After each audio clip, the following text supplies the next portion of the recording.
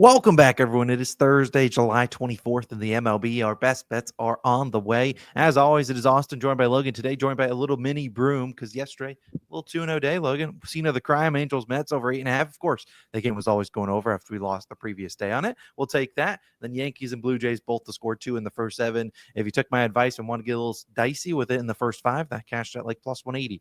They each scored, I think, at least 4 runs in the first 7. So we certainly will take that. A little 2-0 day. Logan, let's continue that today. Now, like I said, we only have one pick in this video. We will talk about one heavy lean, but there's only 5 games on the slate today. One that starts early, which I believe is Orioles Guardians. The rest are a little bit later.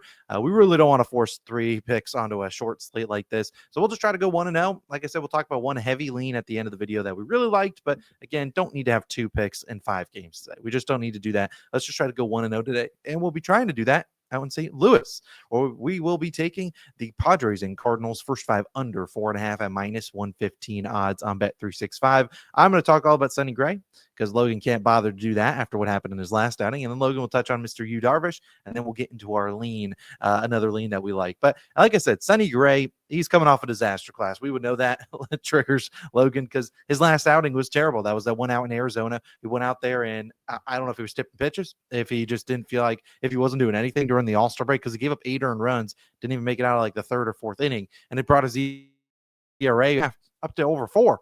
But Gray, as we talked about, he has pitched much better at home. On the road, the guy just can't seem to figure it out. He has like a 5.5 ERA, but at home in St. Louis, he's pitched great. 2.84 ERA at home, a 200 batting average allowed with runners in scoring position, 143 with 2 outs. So again, he's been really good at home. And this is a Padres offense that, when they get hot, you don't really want to fade them, but right now they're ice cold. We saw that in this last game against Sandy Alcantara yesterday. They only got 1 run on him, and that was an unearned run. And we've seen the last 4 righties since the All-Star break to face them have given up 1, 2, 1, and then 0 earned runs. Like I said yesterday, their only run off Sandy was unearned. So again, this is a guy in Gray that we know can bounce back. We saw him pitch against the Padres last year, 6 innings, 1 earned run. And as I said, we see him coming into the start, coming off a terrible one. That was actually his 6th time this season, his last start, allowing 4 or more runs. In the previous 5, he always bounced back, allowing 1, 0, 0, 1, and 2 earned run in the next outing. So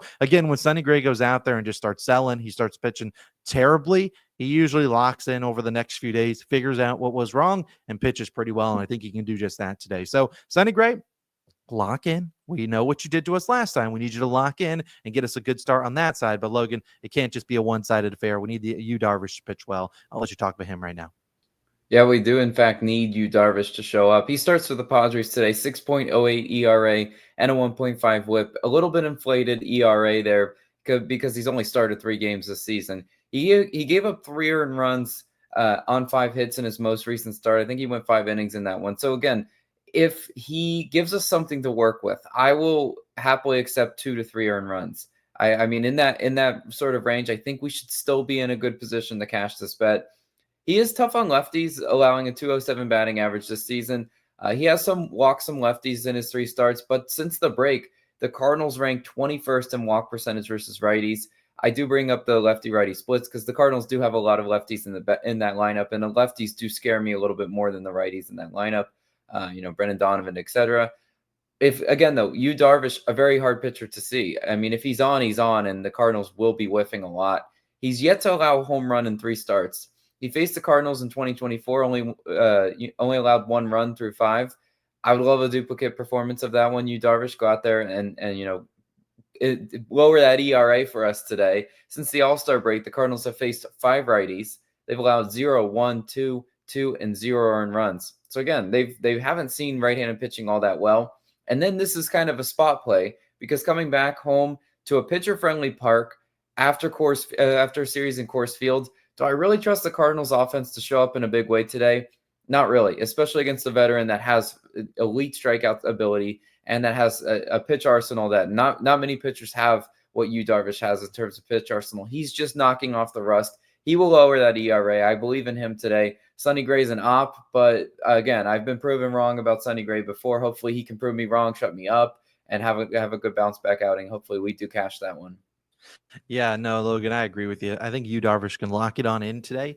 I mean, look, the Cardinals couldn't even hit the Rockies starters out in Coors. I mean, I know. please don't hit you, Darvish. I mean, they couldn't hit Bradley Blaylock. That guy sucks. He gave up the triple-double special a few starts ago. We need those two guys to lock in. That's our favorite pick of the day. Logan also liked this Tigers Blue Jays under. So, Logan, I'll let you talk on that one. I'll kind of talk about why we didn't love it 100%. Yeah, I mean, again, it was close to making the card, but again, on a short slate, we're going to limit the damage potential because I mean, we'd rather go. If you told me we could go 1-0 or 1-1, we're gonna pick 1-0. So hopefully, we like this pick a lot more. But I was looking at the Tigers and Blue Jays under 9. Look, you do have 2 low starting ERA pitchers, which again, taking an under with 2 low ERA pitchers always scares me because one of them is just liable to turn into Sonny Gray of what I saw in Arizona. But again, Eric Lauer and Reese Olson, talking about the spot for each of the teams. I mean, the Blue Jays are coming off a very high-powered, very emotional series at home in Toronto. Now they're facing the Tigers on the road. I think it's a flat spot for that offense. I think Reese Olson can cook them today. And then again, the Tigers have really kind of fallen off a cliff. I mean, as a team, they've not been the same offense post All-Star break. And I really do think Eric Lauer, who's been having a really great year, nobody's really talking about it, but Eric Lauer is efficient and he is a great strikeout specialist. I still think Eric Lauer can have a good start in that one, get the Tigers to whiff a little bit at the plate.